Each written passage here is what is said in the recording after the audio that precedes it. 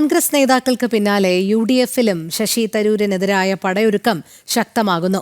തരൂരിന്റെ കേന്ദ്ര സർക്കാർ അനുകൂല പ്രസ്താവനകളിൽ മുസ്ലിം ലീഗിനും RSPക്കും അതൃപ്തി. തരൂരിന്റേത് രാഷ്ട്രീയ നിലപാടുകളെ എതിർക്കുന്ന സമീപനം എന്നാണ് UDF നേതൃത്വം വിലയിരുത്തുന്നത്. അതേസമയം വിഷയത്തോട് പ്രതികരിക്കാൻ തരൂർ തയ്യാറായിട്ടില്ല. പ്രശാന്ത് ശങ്കരമംഗലത്ത് ചേരുന്നു. പ്രശാന്ത്, നമുക്കറിയാം ശശി തരൂർ കഴിഞ്ഞ കുറേ കാലങ്ങളായി കേന്ദ്ര സർക്കാരിനെയും അതോടൊപ്പം തന്നെ മോദിയെയും പ്രധാനമന്ത്രി നരേന്ദ്രമോദിയെയും പുകഴ്ത്തുന്ന തരത്തിലേക്ക് കാര്യങ്ങൾ എത്തിയിട്ടുണ്ടായിരുന്നു. പക്ഷെ അപ്പോഴൊക്കെ അദ്ദേഹം പറയുന്ന ഒരു മറുപടി എന്ന് പറയുന്നത് വികസന കാര്യങ്ങൾ ശ്രദ്ധയിൽപ്പെട്ടാൽ, നല്ല കാര്യങ്ങൾ ശ്രദ്ധയിൽപ്പെട്ടാൽ അത് പൊതുസമൂഹത്തോട് വിളിച്ചു പറയുന്നതിൽ എന്താണ് തെറ്റ് എന്നുള്ളതായിരുന്നു. കോൺഗ്രസിന് ഇതിന്മേൽ ആദ്യം മുതൽക്കേ ഒരു അതൃപ്തി ഉണ്ടായിരുന്നു. ഇപ്പോൾ അത് UDF-ലെ മറ്റ് ഘടകകക്ഷികളിലേക്ക് കൂടി വ്യാപിച്ചിരിക്കുന്നു എന്നാണോ മനസ്സിലാക്കേണ്ടത്?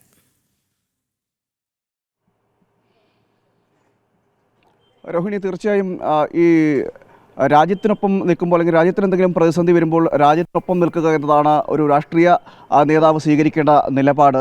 ഓപ്പറേഷൻ സിന്ദൂർ വന്നപ്പോഴും അതിനുശേഷം പഹൽഗാം ആക്രമണവും അതിനുശേഷം ഓപ്പറേഷൻ സിന്ദൂറും തുടർന്നുള്ള നയതന്ത്ര യാത്രകളെല്ലാം നടന്നപ്പോഴെല്ലാം ശശി തരൂർ സ്വീകരിച്ചത് രാജ്യത്തോടൊപ്പം നിൽക്കുന്ന നിലപാടാണ്, പ്രധാനമന്ത്രിയോടൊപ്പം നിൽക്കുന്ന നിലപാടാണ് സ്വീകരിച്ചത്. അത് പാർട്ടിക്ക് ഇഷ്ടപ്പെടാത്ത സാഹചര്യമുണ്ടായിരുന്നു. പാർട്ടി പല സമയങ്ങളിൽ കോൺഗ്രസ് ഇതിലൊരു അനിഷ്ടം പ്രകടിപ്പിക്കുകയും ചെയ്തിരുന്നു. അതായത് വിദേശ പര്യടനത്തിലടക്കം കോൺഗ്രസ് നേതൃത്വം ഇടപെടുകയും അത് നേതൃത്വത്തോട് ചോദിക്കാതെയാണ് തരൂർ യാത്ര ചെയ്യുന്നതെന്നടക്കമുള്ള കാര്യങ്ങൾ പറയുകയും ചെയ്തു. അപ്പോഴും തരൂർ സ്വീകരിച്ചത് രാജ്യത്തിനോടൊപ്പം നിൽക്കുന്ന നിലപാടായിരുന്നു സ്വീകരിച്ചത്.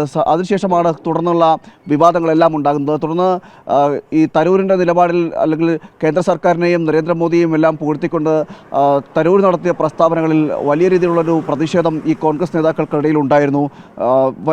സംസ്ഥാനത്തെ ഒട്ടുമിക്ക നേതാക്കളും പ്രതിഷേധവുമായി രംഗത്ത് വരുന്ന സാഹചര്യമൊക്കെ ഉണ്ടായിരുന്നു. അതിൻ്റെ കെട്ട് ഇതുവരെ വിട്ടു തുടങ്ങിയിട്ടുമില്ല. കഴിഞ്ഞ ദിവസമാണ് കോൺഗ്രസ് മുഖപത്രമായ വീക്ഷണം പോലും ശശി തരൂരിൻ്റെ രൂക്ഷമായ ഭാഷയിൽ വിമർശനങ്ങൾ എഴുതുകയും ചെയ്തത്.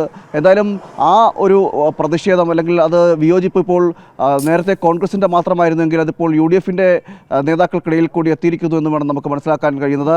UDF നേതാക്കളും ഈ വിഷയത്തിൽ ഇപ്പോൾ ശശി തരൂരിനെതിരെ പ്രതികരിക്കുന്നൊരു സാഹചര്യമാണ് നിലവിലുള്ളത്.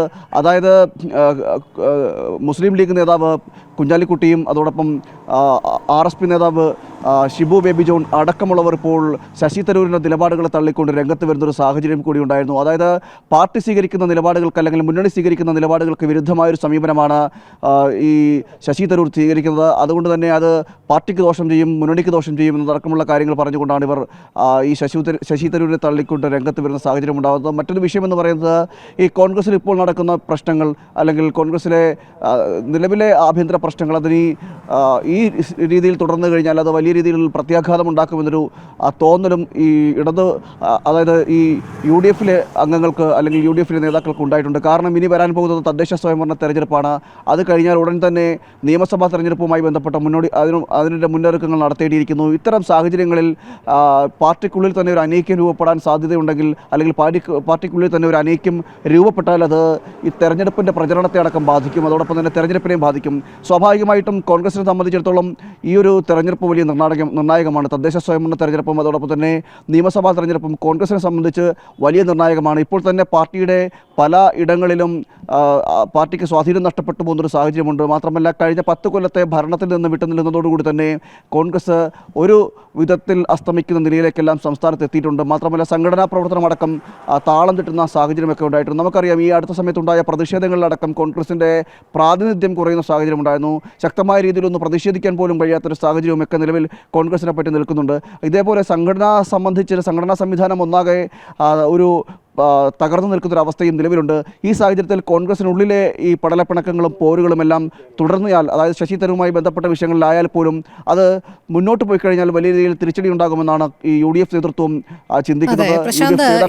അത്തരമൊരു വിലയിരുത്തൽ UDF-നുള്ളിൽ നിന്ന് തന്നെ ഉയരുന്നുണ്ടെങ്കിൽ പോലും ഏത് രീതിയിൽ ശശി തരൂരിനെ വരുതിയിലാക്കാനായിരിക്കും ശ്രമിക്കുക? കാരണം കോൺഗ്രസിന് പലപ്പോഴും തലവേദന സൃഷ്ടിക്കുന്ന പല പ്രസ്താവനകളും ശശി തരൂരിന്റെ ഭാഗത്തു നിന്ന് ഉണ്ടായിട്ടുണ്ട്. അവിടെയെല്ലാം ശശി തരൂർ കൃത്യമായി കൃത്യമായി പറഞ്ഞത് രാഷ്ട്രീയമല്ല, രാഷ്ട്രമാണ് വലുത് എന്നുള്ളതാണ്. ഏറ്റവും ഒടുവിലായി അടിയന്തരാവസ്ഥയുടെ 50 ആണ്ട് എന്ന വിഷയത്തിൽ എന്തുകൊണ്ടാണ് അടിയന്തരാവസ്ഥ ഇന്ദിരാഗാന്ധി അടിച്ചേൽപ്പിച്ചത്, ഇന്ദിരാഗാന്ധിയുടെ പിടിവാശിയായിരുന്നു എന്ന തരത്തിലുള്ള ലേഖനം കൂടി ശശി തരൂർ എഴുതുകയുണ്ടായി. ഇപ്പോൾ ഈ വിഷയമെല്ലാം ശ്രദ്ധയിൽപ്പെട്ടിട്ടുണ്ട് എന്നുള്ളത് വസ്തുത തന്നെയാണ്. പക്ഷേ ഇത് എങ്ങനെയായിരിക്കും UDF ശശി തരൂരിനെ വരുതിയിലാക്കുക എന്നുള്ളതാണ്. കാരണം അദ്ദേഹം എപ്പോഴും അദ്ദേഹത്തിൻ്റെ നിലപാടുകളിൽ ഉറച്ചു നിൽക്കുന്ന ഒരു പ്രവണതയും ഒറ്റയാനായി തന്നെ UDF-നുള്ളിൽ നിൽക്കുന്ന ഒരു പ്രവണതയും കാണുന്നതുകൊണ്ട് ഇവർക്കിത് എങ്ങനെ സമവായത്തിലെത്തിക്കാൻ കഴിയുമെന്നാണ് മനസ്സിലാക്കേണ്ടത്.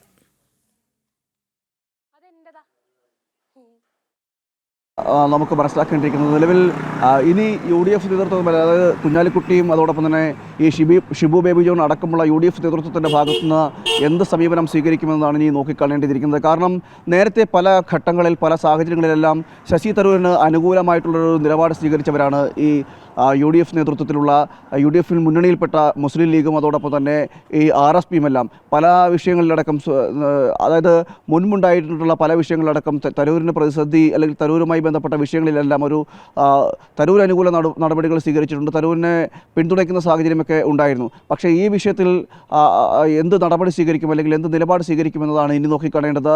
പൊതുവേ തരൂരിനെ തള്ളിയ ഒരു നിലപാടാണ് നിലവിൽ ലീഗിൻ്റെ ഭാഗത്തുണ്ടാകുന്നത്.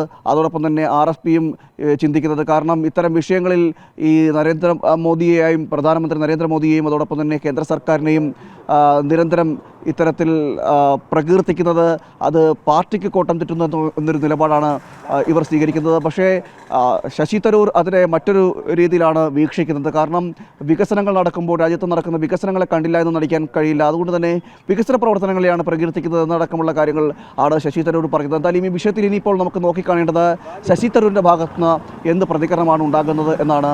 നിലവിൽ ഒരു യാതൊരുവിധ പ്രതികരണവും നടത്തേണ്ട എന്ന നിലയിലാണ് ശശി തരൂർ പക്ഷം ചിന്തിക്കുന്നത്. കാരണം കൂടുതൽ സങ്കീർണമാക്കാൻ ശശി തരൂരിൻ്റെ പക്ഷങ്ങളും ആഗ്രഹിക്കുന്നില്ല. അതുകൊണ്ട് തന്നെ വലിയ രീതിയിലുള്ളൊരു പ്രതികരണങ്ങൾ നടത്തിക്കൊണ്ടൊരു ഈ വിഷയത്തെ കൂടുതൽ മുന്നോട്ട് കൊണ്ടുപോകാൻ ആഗ്രഹിക്കുന്നില്ല എന്ന് വേണം നമുക്ക് മനസ്സിലാക്കേണ്ടിയിരിക്കുന്നത്. എന്തായാലും ഒരു തുറന്ന പോരിലേക്ക് എത്തിയിട്ടില്ലെങ്കിൽ പോലും കോൺഗ്രസിലെ ഈ വിഷയം, അതായത് ശശി തരൂരുമായി ബന്ധപ്പെട്ട വിഷയം മുന്നണിക്കുള്ളിലൊരു പ്രശ്നമായി മാറുന്നൊരു സാഹചര്യമുണ്ട്. അത് ഏറ്റവും ഒടുവിൽ നേരത്തെ സൂചിപ്പിച്ച കണക്ക് ഈ അടിയന്തരാവസ്ഥയുമായി ബന്ധപ്പെട്ട ലേഖനങ്ങളിലടക്കം ശശി തരൂർ മുന്നോട്ട് പോകുമ്പോൾ കോൺഗ്രസ് നേതൃത്വത്തിന് വഴങ്ങാതൊരു മുന്നോട്ട് പോകുന്നൊരു സാഹചര്യമാണ്. ഇത്തരത്തിൽ മുന്നോട്ട് പോവുകയാണെങ്കിൽ അത് പാർട്ടിയെയും മുന്നണിയെയും അപ്പാടെ ബാധിക്കുമെന്നടക്കമുള്ള കാര്യങ്ങൾ പറഞ്ഞുകൊണ്ടാണ് ഇപ്പോൾ ഈ UDF നേതൃത്വവും രംഗത്തെത്തിയിരിക്കുന്നത്. എന്തായാലും വരും ദിവസങ്ങളിൽ ഇത് ഏത് നിലയിലേക്ക് എത്തും, അതിൻ്റെ അവസ്ഥ എന്താകുമെന്നതടക്കമുള്ളവ നോക്കിക്കാണേണ്ടിയിരിക്കുന്നു. ഇനി തദ്ദേശ സ്വയംഭരണ തെരഞ്ഞെടുപ്പ് അടക്കം വരുന്നതിലേക്ക് അതിലേക്ക് ഫോക്കസ് ചെയ്യാനാണ് മുന്നണികളെല്ലാം തീരുമാനിച്ചിരിക്കുന്നത്. കാരണം ഒരു മാസം കൂടി കഴിയുമ്പോഴേക്കും ഇതുമായി ബന്ധപ്പെട്ട പൂർണ്ണമായും ഒരു തെരഞ്ഞെടുപ്പ് അന്തരീക്ഷത്തിലേക്ക് സംസ്ഥാനം മാറുകയും ചെയ്യും, സംസ്ഥാനം കടക്കുകയും ചെയ്യും. ഈ ഒരു സാഹചര്യത്തിൽ അതിനെ ഫോക്കസ് ചെയ്തുകൊണ്ടുള്ള പ്രവർത്തനങ്ങൾക്കാണ് പ്രാതിനിധ്യം നൽകുന്നത്, അല്ലെങ്കിൽ ഊന്നൽ നൽകിക്കൊണ്ട് മുന്നോട്ട് പോകാൻ ഈ മുന്നണികളെല്ലാം തീരുമാനിച്ചിരിക്കുന്നത്. ഈ ഒരു സാഹചര്യം വരുമ്പോൾ തുടർന്നും ശശി തരൂർ സമാനമായ പ്രസ്താവനകൾ നടത്തുകയാണെങ്കിൽ അത് പാർട്ടിപരമായി നോക്കുമ്പോൾ, സംഘടനാപരമായി നോക്കുമ്പോൾ അത് തിരിച്ചടി ഉണ്ടാകുമെന്നൊരു സാഹചര്യവും നിലനിൽക്കുകയും ചെയ്യുന്നു. ഇതൊക്കെയാണ് ഇപ്പോൾ UDF-നെയും ശശി തരൂരിൽ നിന്ന് അകറ്റുന്നതിൻ്റെ ഒരു കാരണമായിട്ട് വിലയിരുത്തുന്നത്. എന്തായാലും വരും ദിവസങ്ങളിൽ നമുക്ക് കൂടുതൽ വിവരങ്ങൾ ഇതുമായി ബന്ധപ്പെട്ട കോൺഗ്രസിലെയും UDF-ലെയും ശശി തരൂരുമായി ബന്ധപ്പെട്ട വിഷയങ്ങളിലെല്ലാം എന്ത് സംഭവിക്കുമെന്ന് പറയേണ്ടിയിരിക്കുന്നു, അല്ലെങ്കിൽ മനസ്സിലാക്കാൻ കഴിയും.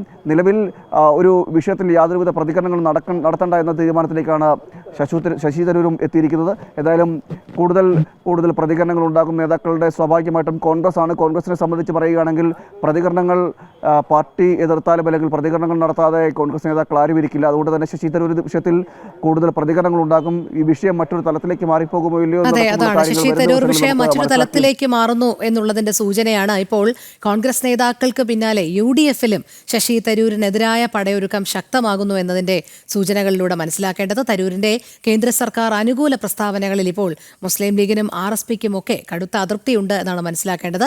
തരൂരിന്റേത് രാഷ്ട്രീയ നിലപാടുകളെ എതിർക്കുന്ന സമീപനം എന്നാണ് നിലവിലിപ്പോൾ UDF നേതൃത്വം വിലയിരുത്തുന്നത്. പ്രശാന്ത് ശങ്കരമംഗലത്താണ് വിവരങ്ങൾ നൽകിയത്.